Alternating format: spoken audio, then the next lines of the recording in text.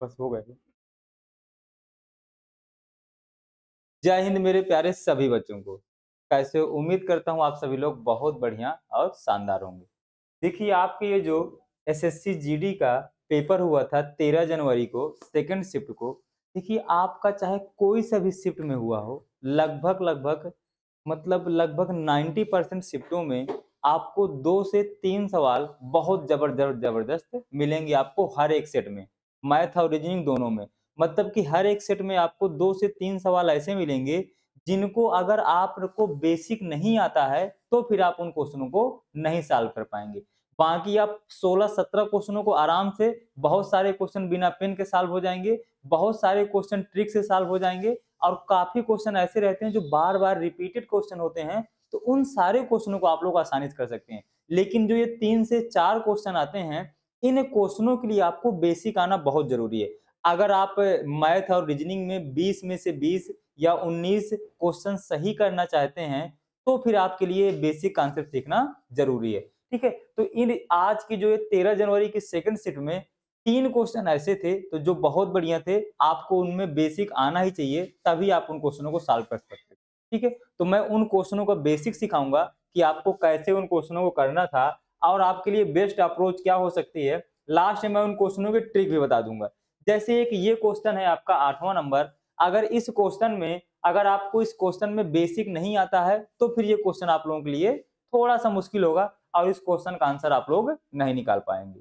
ठीक है, इसी प्रकार एक क्वेश्चन ये आया था आपका, ये वाले क्वेश्चन भी आपको बिल्कुल बेसिक आना चाहिए, तभी आप इन दो क्वेश्चनों कर पाएंगे, अदरवाइज नहीं कर पाएंगे। ठीक है, तो इन दोनों क्वेश्चनों को मैं आपको बहुत बेहतरीन और सबसे आसान तरीके से इन क्वेश्चनों को कैसे करना है वो चीज मैं तुम लोगों को सिखाने की कोशिश करता हूँ।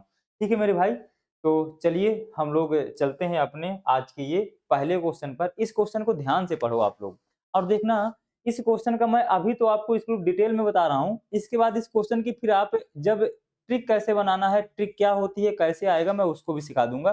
बाकी आपको इस क्वेश्चन में वहां पर एग्जाम में आपको ना तो ट्रिक याद आएगी ना तो कुछ आएगा, क्योंकि हर एक क्वेश्चन के लिए आप अलग से ट्रिक थोड़ी ना बनाने लगेंगे, तो वहां पर आपको बेसिक आना जरूरी है। ठीक, तो जैसे मान लीजिए ये क्वेश्चन है, कह रहा है यदि 40 केजी भार का व्यक्ति शामिल हो जाता है तो एक समूह का औसत भार 1 केजी बढ़ जाता है। यदि इस व्यक्ति का भार 28 केजी रहा होता तो समूह का औसत भार 1 केजी कम हो जाता। समूह का वास्तविक औसत भार कितना था ये आपको पता करना है। ठीक, यहाँ पर देखिए दो चीजें हैं, ना तो आपको कुल व्यक्तियों की संख्या पता है और ना तो समूह का कितना भार था ये आपको पता है। कोई दिक्कत नहीं है, हम आराम से इनको बिल्कुल बेसिक से बनाने वाले हैं, बिल्कुल बेसिक से। तो देखिएगा एक बात सभी लोग आप मुझे बता दीजिए, इसके पहले सबको पता होगा उम्मीद करता हूं मैं कि औसत बराबर क्या होता है। इस चीज को मैं यहाँ पर लिख देता हूँ एक बार सभी के लिए, जिनको पता है अच्छी बात है, जिनको नहीं पता वो लोग यहाँ सीख लेंगे। यानी कि जो आपका एवरेज बराबर होता है वो क्या होता है मेरे भाई, टोटल सम अपान टोटल नंबर। यानी कि अगर हिंदी में लिखें तो यहाँ पर आप लोग लिख सकते हैं औसत बराबर होता है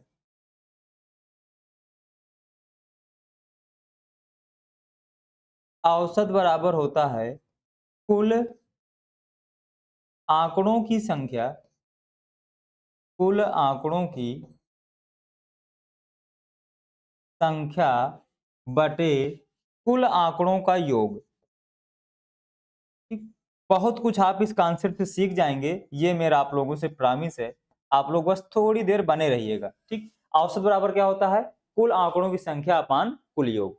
ठीक है, ना तो देखिए आपको वहां पर औसत पता है ना तो आपको कुल आंकड़ों की संख्या पता है। अगर इन तीन में से कोई भी दो चीजें पता होंगी तो आप तीसरी तो अपने आप निकाल सकते हैं, लेकिन वहां पर कुछ नहीं पता, कोई दिक्कत वाली बात नहीं है, हम लोग आसानी से आप सिस्टम में हम लोग चलते हैं।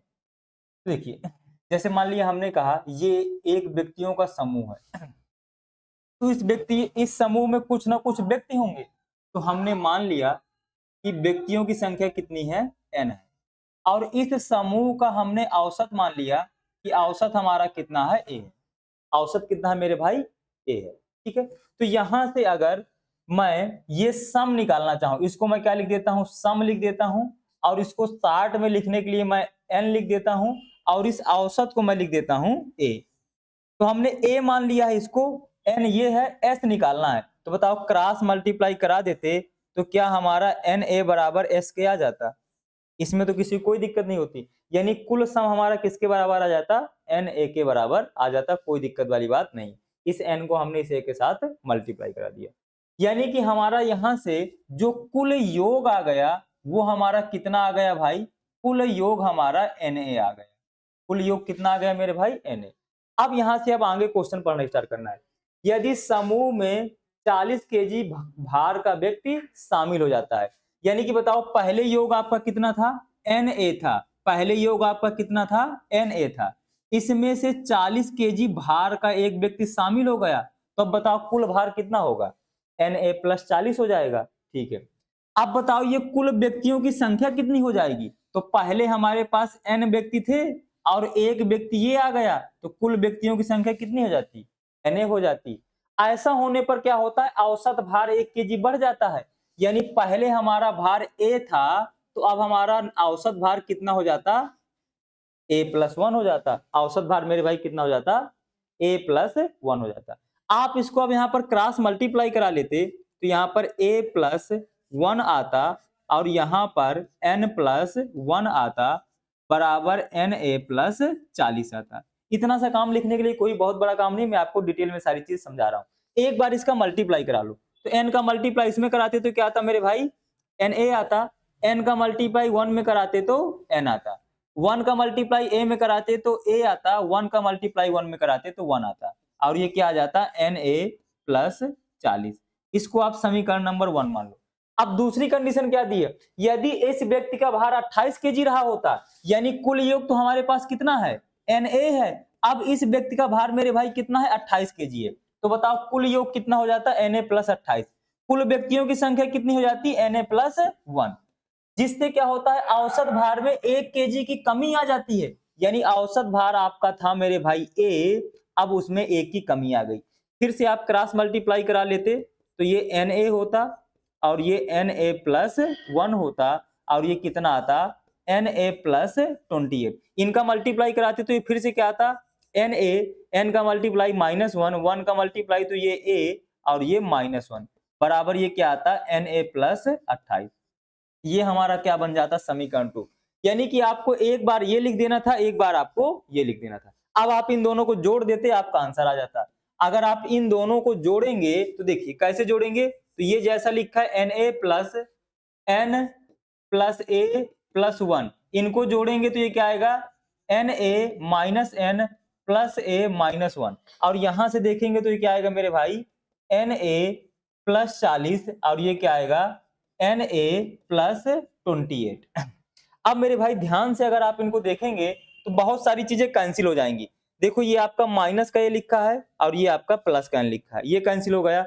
और यहाँ से ध्यान से देखेंगे तो देखो ये Na लिखा है, ये भी आपका Na लिखा है, यहाँ भी Na लिखा है, यहाँ भी Na लिखा है, सब पूरा खत्म हो गया।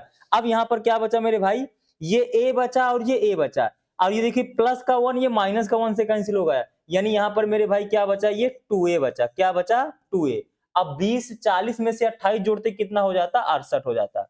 इसको 2 से काटते तो कितना आता मेरे भाई, a बराबर 34 आता, a बराबर मेरे भाई कितना आता, 34, यानी कि हमारा औसत भार कितना होता मेरे भाई, 34 होता। कौन सा आंसर आ जाता मेरे भाई, सेकंड पार्ट आंसर आता।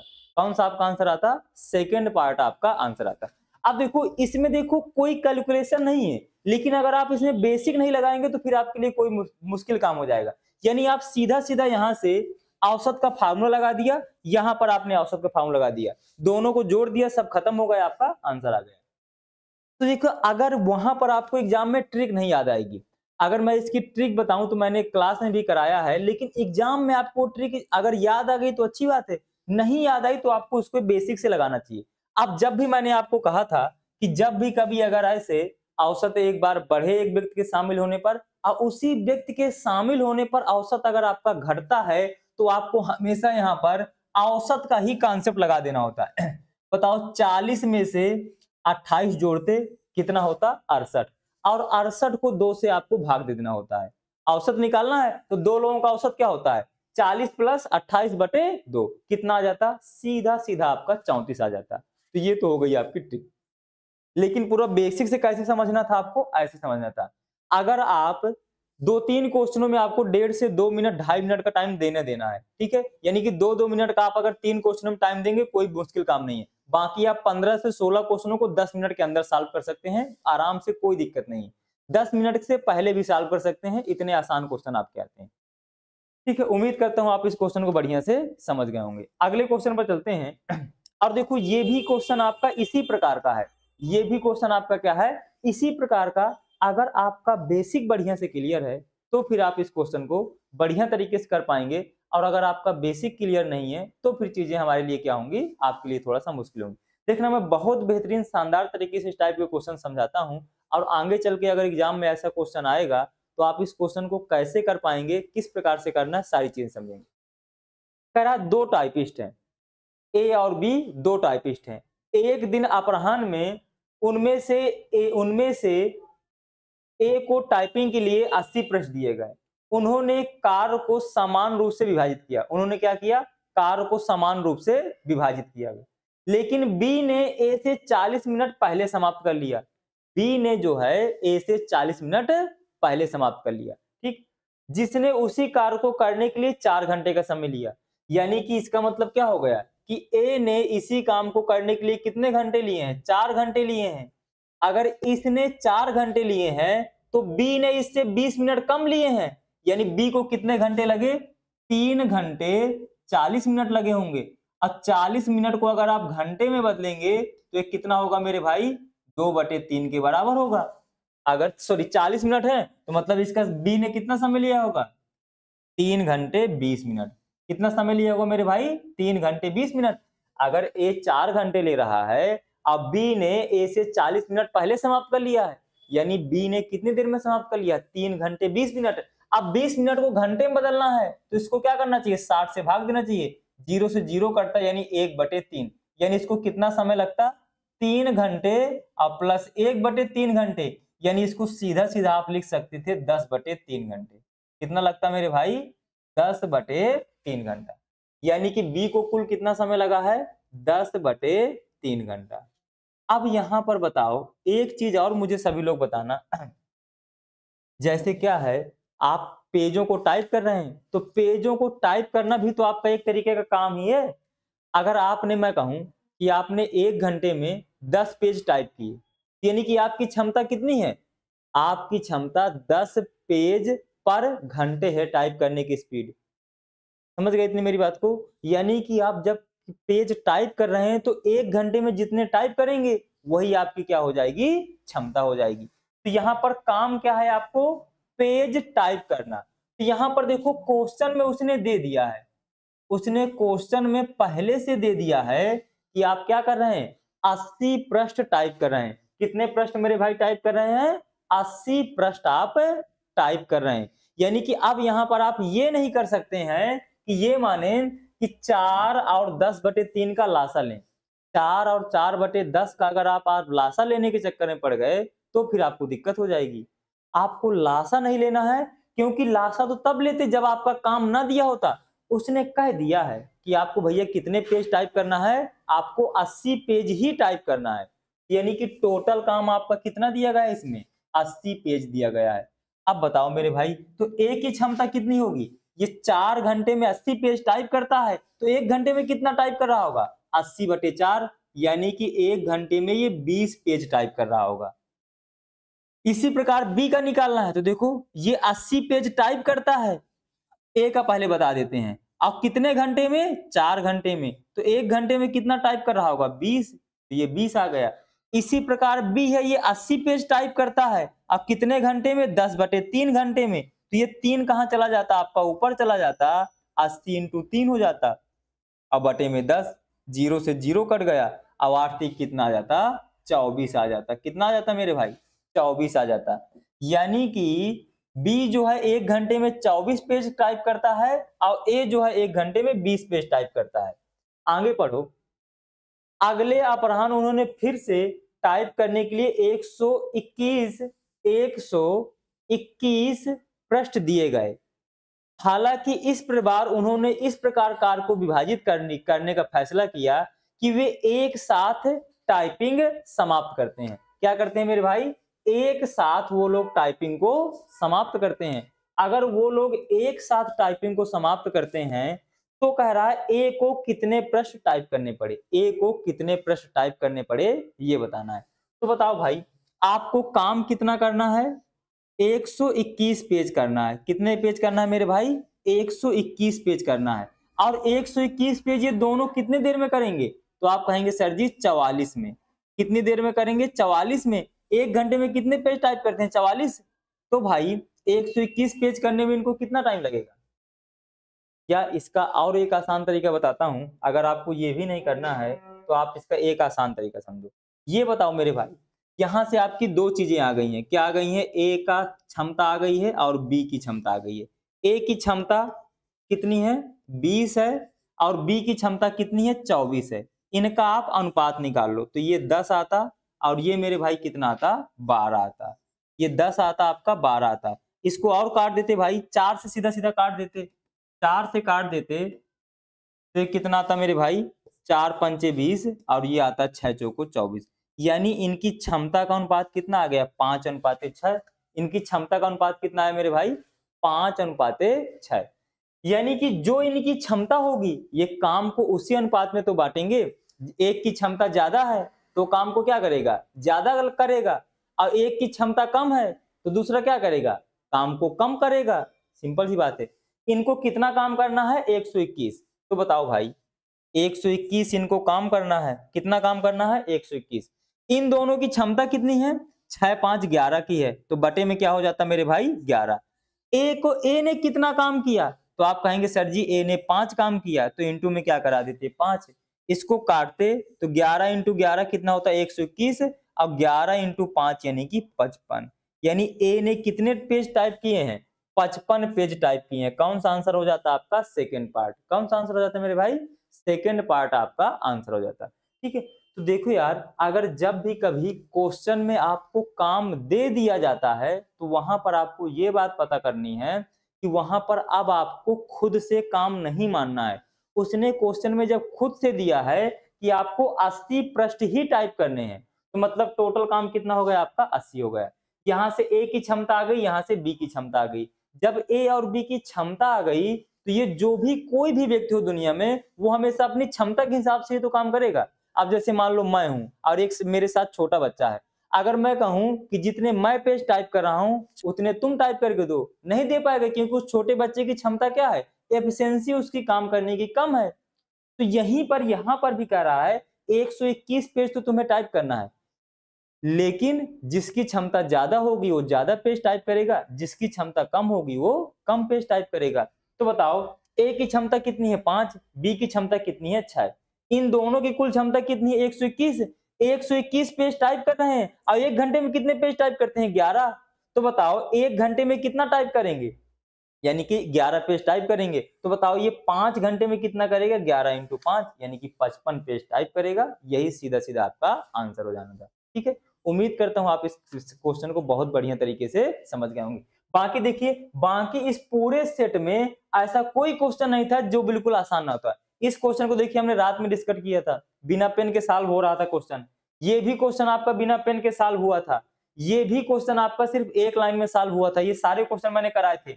अब देखो ये क्वेश्चन भी आपका एक लाइन में 2-3 लाइन में सॉल्व हो गया था, इसमें भी आपको कोई टाइम नहीं लगा था। इसके बाद देखो जैसे ये क्वेश्चन में कोई टाइम नहीं लगा था। इसके बाद देखो ये क्वेश्चन बिल्कुल बिना पेन के था 10 सेकंड में। तो आपको भाई 15-16 क्वेश्चनों बिल्कुल आसान मिलने वाले हैं, चाहे आप एसएससी जीडी का कोई सा भी सेट उठा के देख लो। बाकी जो आपके 3 से 4 क्वेश्चन होंगे उनके लिए आपको बढ़िया से टाइम देना होगा। यानी एक क्वेश्चन में आपको 1.5 से 2 मिनट तक लग सकते हैं, कोई बहुत बड़ी बात नहीं है। आप पूरे के पूरे क्वेश्चन ना तो कभी बिना पेन के लगा सकते हैं और पूरे के पूरे क्वेश्चन आपको लिख के भी नहीं लगाना होता है। पेपर हमेशा कॉम्बिनेशन बनता है, इजी लेवल, मीडियम लेवल और टफ लेवल। इजी लेवल के क्वेश्चन आपके हमेशा 12 से 13 आएंगे, मीडियम लेवल के क्वेश्चन आपके 3 से 4 आएंगे और आपके टफ लेवल के क्वेश्चन 2 से 3 आएंगे। हर एक सेट, मैंने जितने भी सेट देखे हैं हर एक सेट में आपको यही कॉम्बिनेशन मिलता है। ठीक है, तो अगर आपको ये क्लास पसंद आई हो तो वीडियो को लाइक करिएगा, अपने यार दोस्त और चाहने वालों के साथ शेयर करिएगा।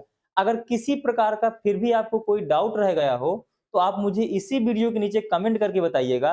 अब मैं डेली आपके लिए ऐसे ही करने वाला हूँ। हर एक शिफ्ट के जो बढ़िया-बढ़िया क्वेश्चन हैं, यानी कि जो टॉप लेवल वाले क्वेश्चन हैं, उनके लिए मैं आपको अलग से वीडियो रिकॉर्ड करके दे दूँगा, ताकि आप उन टॉप लेवल वाले क्वेश्चनों को एग्ज़ाम में कैसे अटेम्प्ट करना चाहिए, उनको किस प्रकार से आपकी अप्रोच होना चाहिए, वो सारी चीज़ें मैं आपको ऐसे वीडियो के माध्यम से सिखा दूँगा। ठीक है? तो सभी लोग वीडियो को लाइक ज़रूर करिएगा और कमेंट करके बताइएगा अगर आपको किसी प्रकार की और भी हमसे हेल्प चाहिए हो। ठीक है? तो थैंक यू सो मच सभी को इस क्लास में आने के लिए और वीडियो देखने के लिए। बाकी हम लोग मिलेंगे रात में।